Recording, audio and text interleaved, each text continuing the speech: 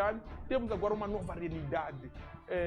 Gaza, província de Gaza, quadros governamentais, desde fiel de armazém, assim como administradora, estão na cadeia e vão surgindo mais nomes de pessoas que eventualmente poderão ser chamados pela justiça. Cernic está por detrás destas ações. Doutor Manjane, como é que avalia esta situação? Não percebi, porção? Pois bem, bom dia a todos os telespectadores desta magnífica preparar televisão. aqui os óculos? Ok, está bem. Bom dia a todos os telespectadores desta magnífica televisão, a tua TV, e todos os internautas espalhados pelo mundo inteiro. Bom dia para Cima Sangue e toda a sua equipe de trabalho. E bom dia aqui aos meus pares do painel. Pois bem, sobre o assunto que aborda, eu quero dizer que esta situação, espero eu, que não seja uma farsa. Farsa por quê? Porque estamos habituados que alguns indivíduos sejam presos, mas por causa de pertencerem a uma determinada equipa partidária, tudo começa a ter alguma cobertura, não é, do grupo, porque não pode sujar o partido. Olha, eu não esperava que isto acontecesse, porque é uma coisa nova, não é? É inédita. Então, acho eu que, segundo aquilo que eu pude acompanhar no período da noite de ontem, algumas justificações de que porque os armazéns estavam cheios e depois tiveram que arranjar recurso a algumas moradias de colegas e pessoas responsáveis para poder deixar lá os produtos. E eu, a questão que pus na minha cabeça, por que é que não foram pedir a alguma escola, não foram pedir a um ou outro empresário que não tivesse produtos naquela hora, ou uma outra entidade? Tiveram que colocar esses produtos em casa de pessoas particulares, entre aspas. Então, se na verdade esta detenção também surgiu, é porque hoje temos uma Cernic que está fora do Ministério do Interior. Está a trabalhar ao lado do Ministério da Justiça. E parece que começa a dar sinais de ser uma Cernic PJ, Polícia Judiciária.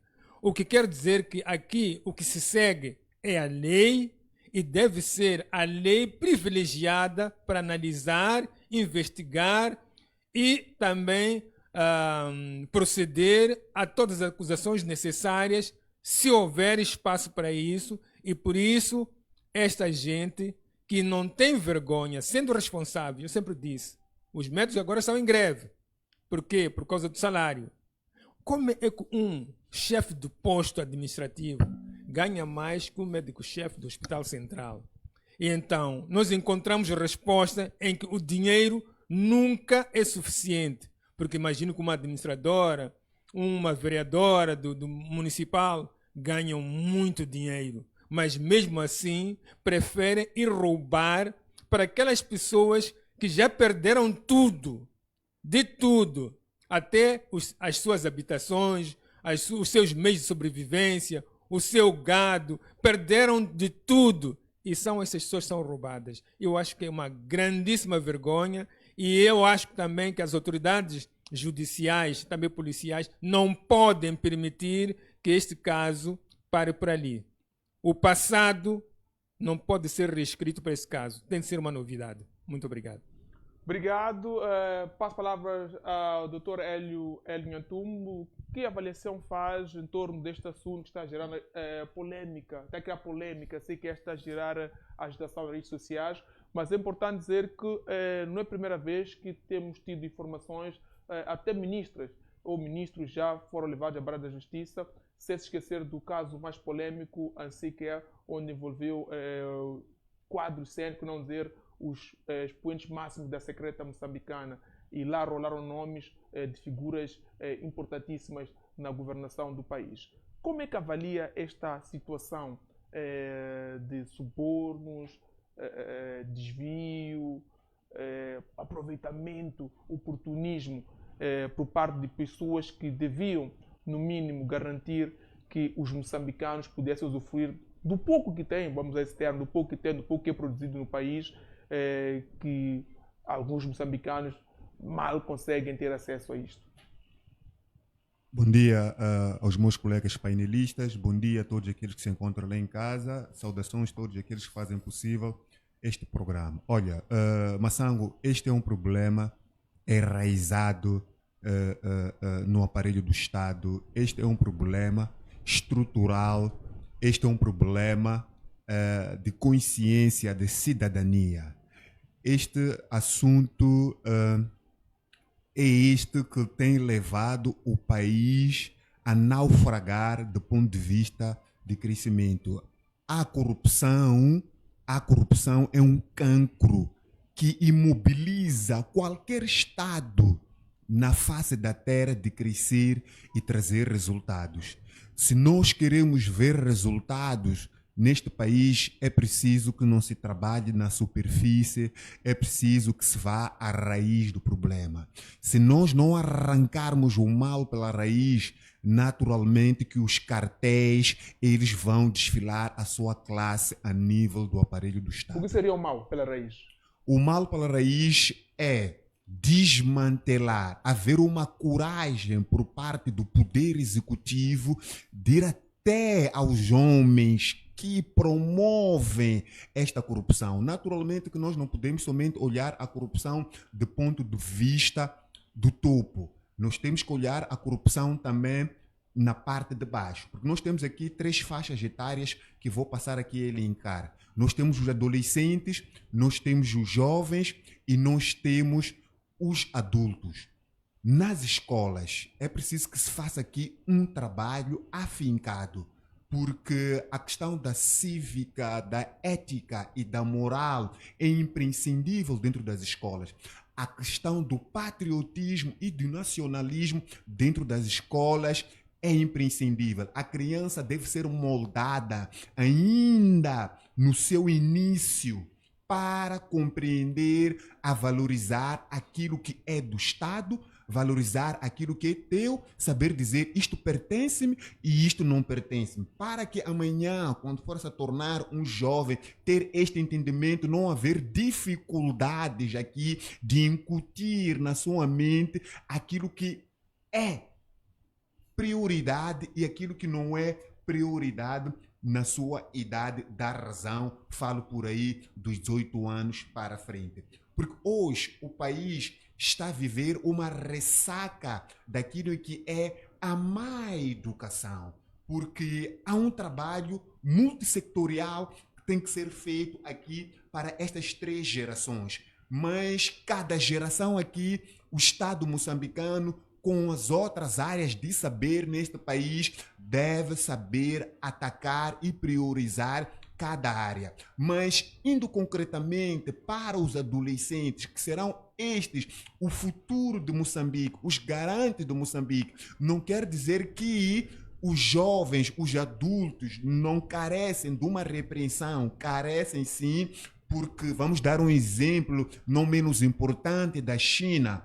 A China hoje torna-se um país do primeiro mundo, torna-se um país com vantagens, torna-se um país com um crescimento econômico, com um PIB, porque houve aqui mudanças contundentes, houve aqui uma lei clara que não tem o privilégio a cobrir a quem quer que seja. A lei diante dos políticos, diante do cidadão na China, ela é cega, ela não tem olhos para dizer que este é da cor partidária A, da cor partidária B, ela é aplicada. A aplicabilidade da lei faz com que a corrupção ela vai ganhando espaço dentro do Estado moçambicano, dentro da sociedade moçambicana. Porque, conforme eu disse no início da minha intervenção, isto é um cancro.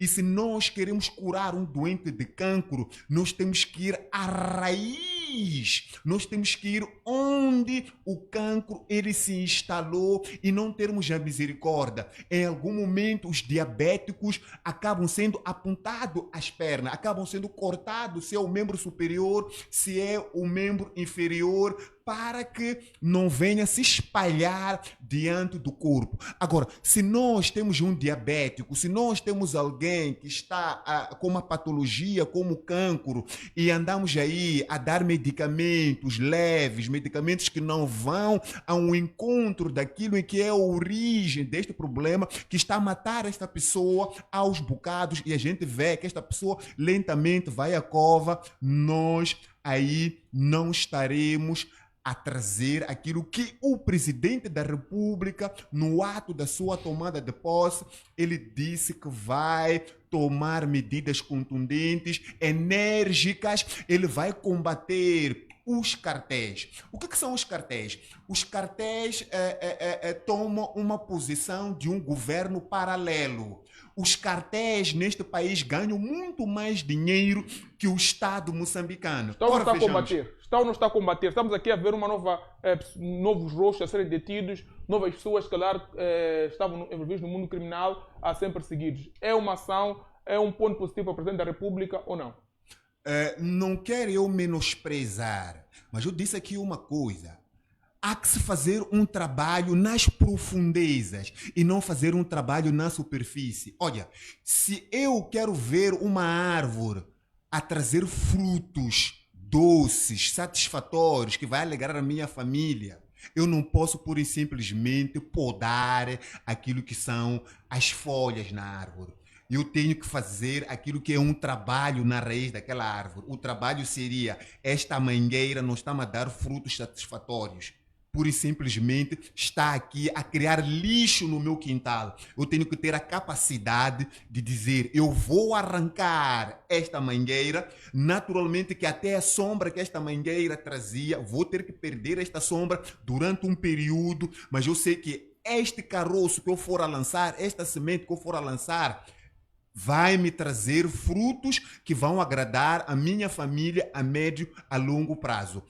A questão da corrupção ou a questão do roubo desta administradora da província de Gaza, de Xai-Xai, neste caso, é um passo. Mas nós temos visto que quando sai um governo, entra o governo, nós temos visto quando saiu o presidente Guebuza, quando saiu o presidente Chissano, nós vimos o presidente Guebuza, o presidente Chissano é aquele que dizia o cabrito como onde está amarrado, e vimos o presidente Guebuza, apareceu homens do presidente News, do presidente Chissano, foram à barra da justiça. Quando saiu o presidente Guebuza, News, nós vimos pessoas até próximas ao presidente Guebuza, o próprio filho Ndambi Guebuza foi à barra da justiça. Se me questionares onde está Ndambi hoje, aí vais perceber aquilo que é a minha visão da abordagem que estou a tentar trazer aqui. Hoje, o Chapo não pode também não fazer o diferente. Então, é uma administradora, naturalmente, que é um membro sênior do aparelho do Estado. Mas ali está a podar a árvore, porque os cartéis são aqueles que vivem e convivem com ele a nível do partido, o Comitê Central. A comissão política do partido Frelimo é ali onde reside a raiz, a podridão deste país. Porque os cartéis são aqueles que são opostos àquilo que é a decisão presidencial. Nós temos um governo de dia aqui que é reconhecido a nível do Moçambique, que é reconhecido a nível internacional. Mas temos aqui um outro governo sombra que trabalha no obscuro, que trabalha no anonimato, mas tem um estrondo, tem um impacto negativo para a economia deste país. Ora, vejamos, o levantamento feito aqui pelo GCCC, que é o Gabinete Central do Combate à Corrupção, veja um levantamento de 3 mil milhões de meticais que se perdeu durante o período do ano passado, que é 2025. Ou seja, 3 bilhões de meticais. E estes números aqui, no meu entender, é um número inteiro, não é um número decimal. Estes números aqui, no meu entender, até pode ser muito pouco em função daquilo que os cartéis fazem. Onde que os cartéis atuam? Os cartéis atuam na floresta ou atuam nos recursos florestais, atuam nos recursos marinhos, atuam nos recursos minerais. Estes são os verdadeiros barões do narcotráfico dos recursos. Essa é a raiz. Olha... E sabe onde está localizada? São subejamente conhecidos os homens que afundam, que sonegam, que assassinam a economia deste país. Não vou aqui elencar nomes, não vou aqui indicar nomes, senão e depois sabe como é que é. Mas o problema já foi identificado. Agora resta o alto magistrado desta nação ter coragem. Aqui o que está em falta é coragem. Só para terminar, nós vimos há bem pouco tempo quando Trump tomou a sua posição na Casa Branca, em Washington, D.C. Em curto espaço de tempo, nós vimos o Donald Trump a tomar medidas. Outro exemplo não menos importante, está ali Cabo Verde. Cabo Verde, semana passada, encontra-se nos 10 países com melhor governação a nível global. A nível de África está no topo, a nível da lusofonia, Cabo Verde está a dar aqui aulas de boa governação da coisa pública. Por quê? Porque houve um trabalho de raiz. Enquanto nós brincarmos de pega aquele, mete na gaiola, pega aquele, mete na gaiola, nós aqui estaremos a realocar o problema, estaremos a transferir o problema para um outro lugar, enquanto os verdadeiros barões estão sentados e a fumar um charuto, a beber um uísque num ar-condicionado e ver o país a naufragar. Doutor Manhica, obrigado por ter aceito o nosso convite. Como é que roubos, assim como corrupção nas instituições públicas, afetam o desenvolvimento do nosso país, afetam também psicologicamente, assim como economicamente, a vida dos moçambicanos? Muito bom dia, Massango, e obrigado pelo convite endereçado para tentarmos esmiuçarmos este tema tão importante quanto atual. Saúdo os digníssimos colegas do painel, mas também deixe-me saudar respeitosamente os digníssimos telespectadores que estão em casa diante do televisor para acompanhar este assunto tão vergonhoso em que o país vive no momento. Respondendo à sua questão,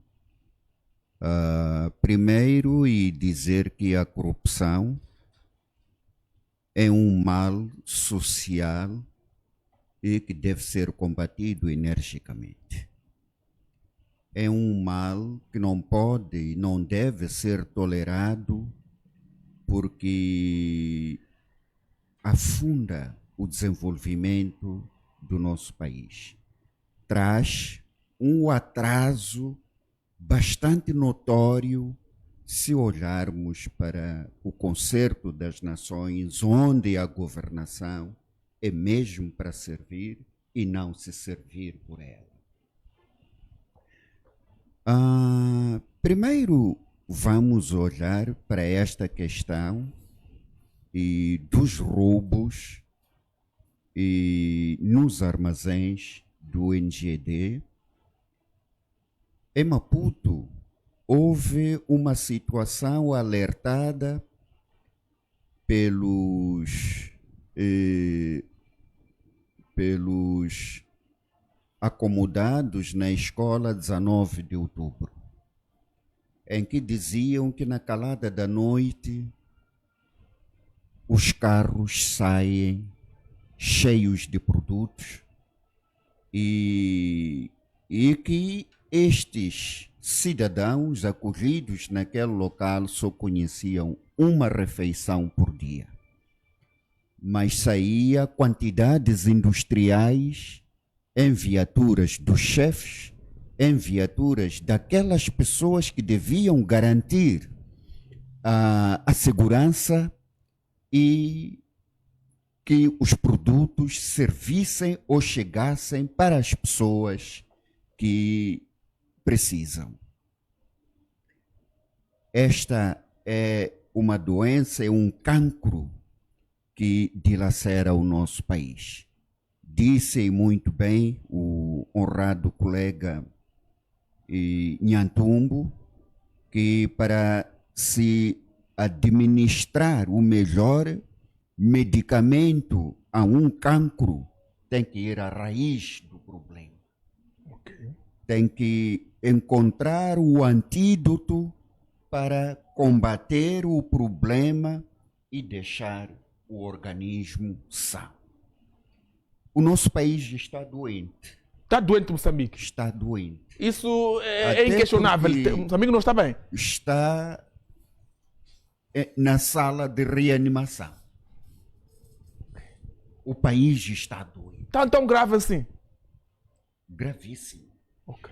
Olha, se tu olhares Moçambique, levando o exemplo do colega Nhantumbo, e comparares com Cabo Verde, é um país que eu conheço bem e que vive do café e do turismo. Não tem mais nada. Mas, em matérias de governação, em matérias da robustez econômica, Cabo Verde está 10 vezes melhor que Moçambique. E Moçambique tem uma extensão da orla marítima de sul a norte. As grandes potencialidades que existem para a exploração e abertura de portas para que os que querem fazer turismo venham fazer em Moçambique, eles são expoliados a partir das fronteiras. Como encorajar que este país tenha visitantes e deixem o dinheiro que tem em Moçambique? Vamos dizer que é culpa de quem? Não é de quem governa? Que adianta primeiro a mão para o seu bolso e não para a satisfação das necessidades do país. E não está doente? Quando pessoas que perderam tudo, não tem teto, não tem bens materiais, econômicos, e são acolhidos num sítio, você os deixa morrer à fome, quando no armazém tem comida. E na calada da noite é você que devia dar a comida àquelas pessoas, tu levas para a tua casa. Estamos a dizer que o país está saudável? Quando os altos dignatários do Estado moçambicano roubam, expoliam a economia e ninguém faz nada, vamos dizer que o país está em bom estado de saúde? Quando o Gabinete Central do Combate à Corrupção encontra meias culpas e não vai, na essência, buscar todos aqueles que lesam a pátria, vamos dizer que estamos num estado saudável? Quando o presidente da República passa a repetição e no seu discurso inaugural como chefe do Estado disse que ia combater de forma enérgica a corrupção no país, que não deixaria o rastro de seja quem for, porque ele iria ter as últimas consequências, e a corrupção continua a somar. Na República de Moçambique, estamos a dizer que estamos num estado normal. Quando uma governadora, no seu gabinete, há um antrio de corrupção, estamos a dizer que estes dirigentes estão a conduzir os destinos dos moçambicanos a contento. Uma administradora que está no seu dia a dia, no contato direto com as pessoas que sofrem, leva a mercadoria, vai deixar em sua casa. Estamos a dizer que estamos num país normal? Agora, há aqui uma desculpa que não cabe a uma criança de 10 anos, dita pelo Dr. Mondlane, que não havia espaços para alocar os produtos e foram alocados em casas dos dirigentes. Se nós pedíssemos, ou se estivéssemos à altura da Procuradoria e pedirmos a guia de transferência destes produtos devidamente quantificados, devidamente discricionados, haviam de nos mostrar a guia de transferência destes produtos para aquele local. Que comprova que a guia comprova qual é a quantidade, o que foi levado, do conhecimento de quem, tudo isto. Exatamente. E que não bastaria apenas a guia, era necessário que estivessem pessoas credenciais para testemunhar a transferência destes produtos de local certo para aquele a que foi destinado. Se não há nem testemunhas, não há um instrumento legal que constancia que estamos a tirar algo do povo deste local para aquele local, estamos diante do quê? Nós estamos diante de uma roubalheira velada. Então, estas pessoas estão-nos a ouvir, estão-nos a escutar e a ver ao mesmo tempo. Um porta-voz do município de Xai-Xai teria informado a uma das televisões que os produtos foram transferidos para a casa da vereadora das finanças, porque no local onde estavam não ofereciam segurança. Então, este assunto é resolvido entre duas pessoas. A casa de um cidadão, ou seja, a vereadora... Fazer uma casa protocolar não minimiza. Temos aqui uma garagem, a vereadora não tem viaturas, não minimiza o fato de ser uma casa que é do Estado e não tem um carro ali, um espaço que dá para colocar alguma coisa, não minimiza a situação? Bom, e eu vou me socorrer. O ser o último na abordagem às vezes é bom, porque você capta tudo que os colegas já adiantaram. Sabe, é que não se está a transferir bens pessoais, está-se a transferir bens públicos destinados para os legítimos beneficiários, que é o povo moçambicano em sofrimento. Então, o testemunho é eximido porque vai para a casa da funcionária. É eximido. A diretora tinha mais de 200 e pouco colchões em sua casa. Por que estes colchões não foram levados imediatamente para os centros de acomodação?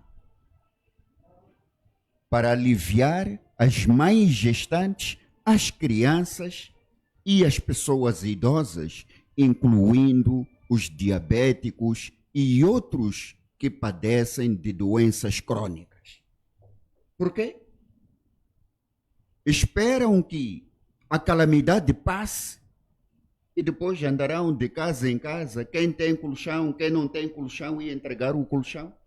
Não era este o momento preciso para se distribuir aqueles bens às pessoas que mais necessitam, às pessoas que perderam tudo?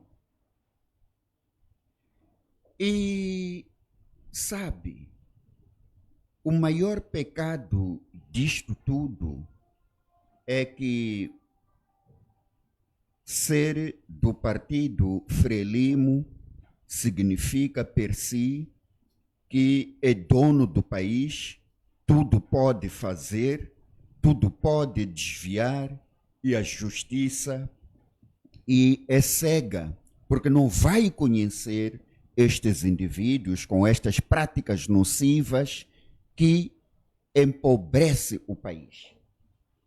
E é uma expressão que é usada quase todos os dias. Ah, Moçambique é pobre, por isso batemos a porta ali, batemos a porta acolá. Não, Moçambique não é pobre. Moçambique é empobrecido. Empobrecido por aqueles que não querem ver o país a desenvolver. Empobrecido por aqueles que não oferecem a escola de qualidade para a tua criança apreender o conhecimento, buscar a sabedoria para melhor servir o país amanhã. Essas pessoas não querem que o país se desenvolva. Essas pessoas não querem que moçambicanos estejam, ou seja, tenham a saúde equilibrada, porque pode ficar esperto quando você tem todo tipo de mazelas, a capacidade de meditação também diminui.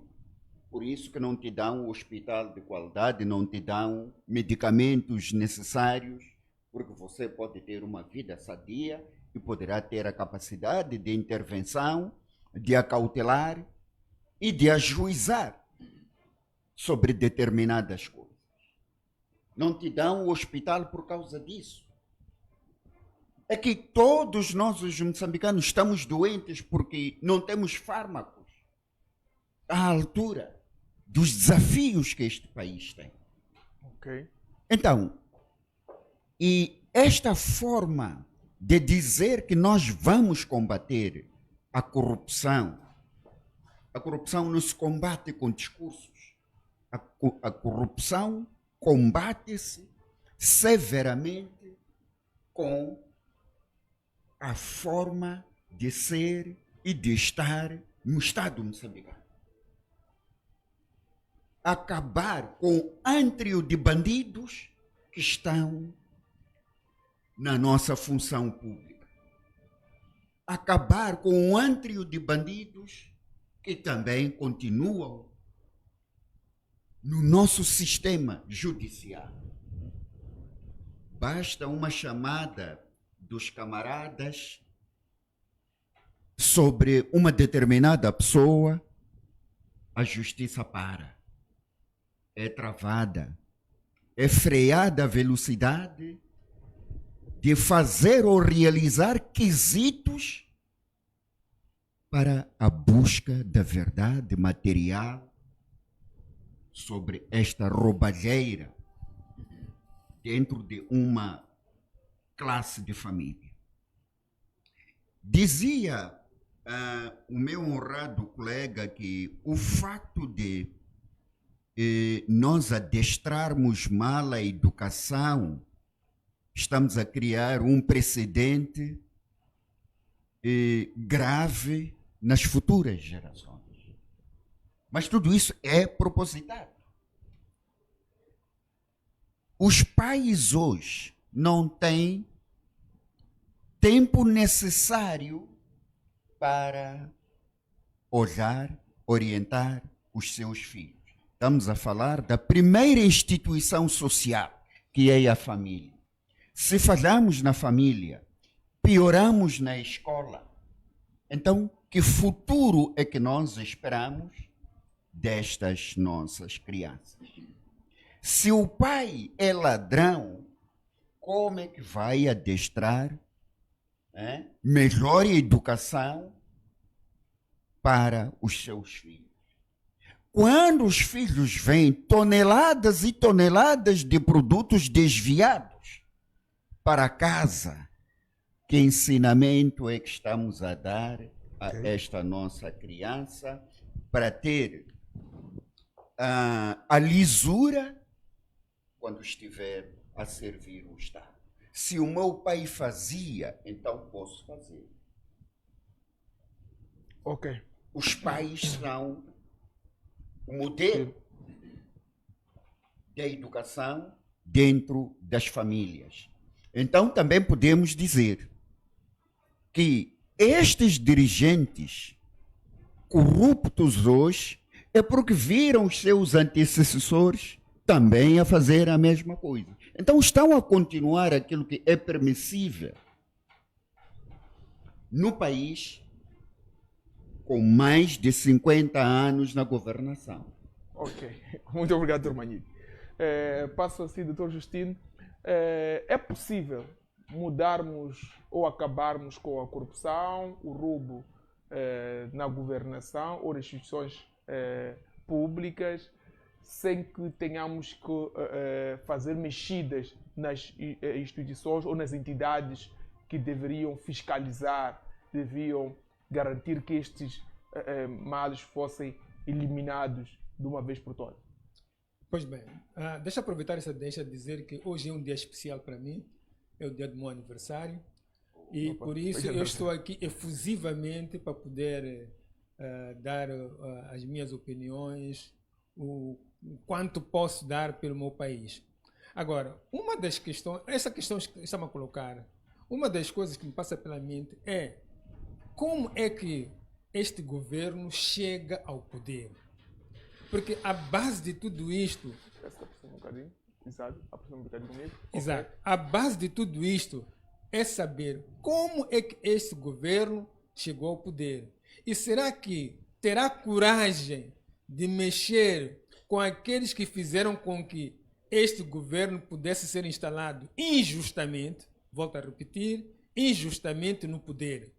Porque todos nós sabemos o que aconteceu em 12 de outubro de 2024, não é? E que há pessoas que fizeram com que estes senhores fossem presidentes da República, fossem primeiro-ministro, fossem tudo o que eles são. Então, a coragem de fazer mexidas nas instituições tem que haver, sim, senhora. Eu costumo dizer, aliás, por 3 vezes eu fui visitar o presidente da República, não é? Lá na presidência. Numa das vezes conversamos diretamente com ele. Nas 2 outras vezes fomos recebidos pelo seu assessor político, o Dr. Francisco Canhé, e eu deixei uma recomendação. E os meus colegas diziam: "Epa, Justino, você pisou demais na bola, tem que ser um pouco mais leve na sua linguagem." O presidente da República está proibido de cometer falhas. O presidente da República está proibido de cometer falhas. Qualquer falha que ele cometer vai ser o reacender de um rastilho que pode culminar com problemas sérios no país. Então, eu penso que o presidente ouviu isto, assumiu, não é? Escutou e assumiu, e por essa razão tem dado mostras de querer fazer inovações, aquilo que ele disse, fazer diferente para ter resultados diferentes, mas na verdade, como dizia o meu colega de painel, isto é um cancro e precisa de ser tratado como um cancro. É preciso ir à raiz. Mas como chegar à raiz se ele próprio atingiu, não é, o poder com base em ações, que eu vou dizer, corruptas? Mas acho que o presidente, há alguns sinais que mostram que o presidente está a fazer diferente, para obter resultados diferentes. Ele luta por fazer isso. Tem lutado. Exato. Olha, por exemplo, só pelo fato de ter constituído essa comissão de debate inclusivo, nacional inclusivo. A ideia em si é uma ideia fabulosa, extraordinária, muito boa, mas a implementação não é feita por si. E a partir do momento em que essa comissão foi partidarizada, então estragamos tudo. Porque aquelas vozes sonantes, aquelas vozes que protelam o erro no país, não são puxadas para este debate, são afastadas. E o que é que nós vamos ter? Vamos ter sabugice, vamos ter adulação e vamos ter resultados idênticos ou piores daqueles que foram obtidos no passado. Agora, por exemplo, estamos numa fase em que esta comissão começa a passear a sua classe, volta para os distritos por onde já esteve lá, para fazer um trabalho, o mesmo trabalho que já fez, para poder justificar o dinheiro que estão a gastar e que podia ser, como eu vou dizer, podia ser poupado para outras coisas importantes no país. Está a dizer, está aqui a dizer em direto que a comissão, esses nossos irmãos estão lá, vários partidos, representantes de vários partidos, praticamente já cumpriram com a agenda que deviam fazer. Estão a voltar para os mesmos locais só para dizer que estão a fazer alguma coisa. A comissão está a tornar-se energúmena. Não sabe o que deve fazer, nem como enganar os moçambicanos com o trabalho que deviam fazer. Estão a receber dinheiro por isso. Estão a receber muito dinheiro, muito dinheiro, muito dinheiro. Então, isto faz com que eles procurem coisas para fazer para que durante esses 2 anos possam justificar esse dinheiro que está a ser gasto. O que eu penso é que... Podemos considerar roubo isso? Bom, eu não posso considerar roubo, porque foram autorizados. Mas a verdade é um engano total, porque o resultado de lá de vir há de ser o de sempre. Primeiro, porque é uma comissão não independente. Segundo, cumpre voz do comando, não é? Há alguma equipe que está por fora, que está a dar ordens nesta comissão. E os que estão lá, muitos deles nem têm capacidade de analisar. O que querem é receber o dinheiro e chegar no fim do mês, ter os bolsos cheios e mais nada. Há vozes que até apagaram-se, já não falam, já não podem aparecer nas televisões para poder comentar, porque, não, pá, nós não podemos, estamos lá na comissão, temos que falar lá por dentro, não sei quanto. Quer dizer, começamos a ver de que aqui há manifestações claras de indivíduos que vão ser totalmente subalternizados e então vão ser pessoas que não vão conseguir dizer a verdade, nunca vão falar a verdade, mas vão falar aquilo que vai agradar o grupo ou o seu chefe. Quando diz que um chefe de Estado está a tentar, por que estamos a usar o termo tentar se entendemos que é um comandante em chefe, é o número 1, detetor de todo poder, que em algum momento até reclama-se que há muito poder sobre as mãos do chefe do Estado? Como é que usamos esse termo está a tentar? Qual é a dificuldade? O chefe do Estado é um homem das leis, é um advogado. Conhece bem o terreno em que ele está a pisar e sabe perfeitamente como é que chegou naquele lugar. E não só, ele sabe que a partir do momento que ele fizer mão dura para os seus colegas ou para os seus antecessores, praticamente estará a combater aqueles que fizeram chegar ao poder. Se tivesse chegado ao poder licitamente, sem fraudes, sem todas aquelas coisas que aconteceram, eu acredito que este seria um grandíssimo e muito bom chefe do Estado. Repara uma coisa, Massango. Aquele caso das dívidas ocultas, até aqui está pouco resolvido. Pouco resolvido. Digo por quê? Porque as pessoas que foram presas são aquelas que receberam o valor dos subornos do senhor Jambusan. Mas aqueles que andaram a subfaturar os valores daqueles bens foram adquiridos 4 vezes mais.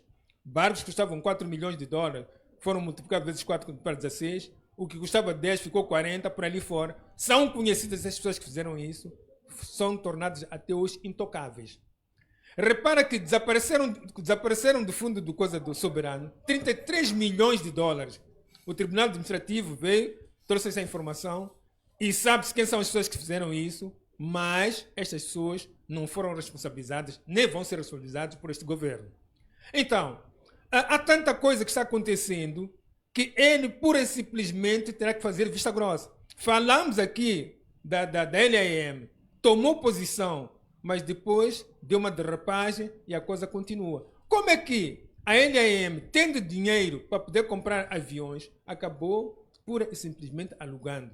Falou-se aqui que foi um erro muito grave, mas as pessoas que coordenaram e que deram aval para esse aluguer não foram responsabilizadas. Então, por isso que eu digo, o chefe do Estado tenta fazer as coisas, mas ele não pode, de modo algum, levantar a mão forte contra aqueles que são os seus antecessores, contra aqueles que são os seus colegas da facção, entre aspas, e, portanto, ele vê-se entre a espada e a parede. Eu costumo dizer, quando não sou capaz de fazer uma coisa que é lícita, então a melhor alternativa é eu renunciar do cargo que me dão. Este caso concreto da corrupção, o presidente da República não tem condições de combater. Não tem. Porque nós observamos aqui, o Gabinete de Combate à Corrupção traz este caso. Aqueles casos gritantes nunca aparecem. Não é? Nunca aparecem para o público. E depois há assuntos que tentam ser encobertos. Por exemplo, essa questão da greve dos médicos. Quem sofre com isso somos nós, o povo. Eu, pessoalmente, tive que abandonar o hospital, fazer o tratamento fora do hospital, porque senti que havia exatamente um tratamento muito deficitário. E não só vai ver, Massango, a questão da importação, a subfaturação na importação dos medicamentos, a qualidade dos medicamentos que se importam para os nossos hospitais, mesmo aqueles hospitais de referência, que é o último recurso para o doente, não tem bons medicamentos, tem paliativos. Vão buscar aquilo que chamam de medicamentos genéricos, talvez da terceira ou quarta linha, para curar uma doença que precisa de bons medicamentos. Não é possível resolver o problema das doenças sem se dar um medicamento eficaz.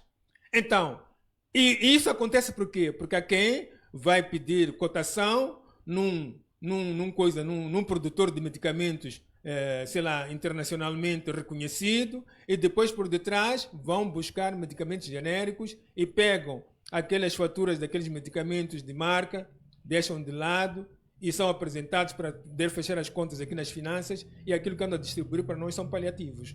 Isso está a acontecer. Então, será que o presidente da República não tem conhecimento disto? Você, quando vai ao hospital, eu fui dito por uma médica: senhor, nós receitamos medicamentos, tens um problema sério que precisa de medicamentos bons. Os medicamentos daqui do hospital não vale a pena. Vai a uma farmácia lá, na Baixa, no prédio Rovuma, são caros. Mas o senhor disse que era licenciado, não é? Disse sim. Então, pega o seu dinheiro e vai comprar medicamentos. Porque isso está aqui. São medicamentos da segunda, terceira ou quarta linha. Não sabemos. Não vão dar os efeitos desejados. E é verdade. Então, isto acontece perante o olhar passivo dos governantes. Eles sabem disso. Quando certa vez aqui o ex-ministro Ivo Garrido tomou partido nas suas decisões e quis impor-se, nós vimos que os hospitais andavam direitinhos, limpinhos. Os doentes entravam no hospital e saíam bem. Mas como o sistema não gostou, e exatamente com 3 refeições, e o sistema não gostou, por quê? Porque já estava a fechar as fontes do corrupção, não é? Então viram que não, esse homem não vai estragar o nosso negócio. Foi posto de fora. Agora, será que há coragem mesmo deste governo de combater devidamente a corrupção? Por que aqueles casos que ficaram pendentes, que não tiveram uma solução devida, dizia eu, o chefe do Estado, é um jurista, é um homem das leis, é um advogado ainda por cima. Então, ele conhece perfeitamente o que é que ficou mas resolvido. Temos que olhar para o Presidente da República ou as instituições de justiça que nós temos no país? Quem nomeia os ministros é ele. Quem nomeia os procuradores é ele. Quem nomeia o juiz do Tribunal Supremo, do Tribunal Administrativo, é ele. A inoperância dessas entidades, a culpa deságua no chefe do Estado. O contrato social com o povo não é com cada um desses responsáveis que foram aqui elencados. É com o Presidente da República. A responsabilidade é dele. Qualquer coisa que anda mal aqui no país, olhamos para ele, porque ele é que tem um contrato social conosco, o povo moçambicano. Não há como dizer, não, porque não é ele. Não. Então, o que ele deve fazer é impor-se.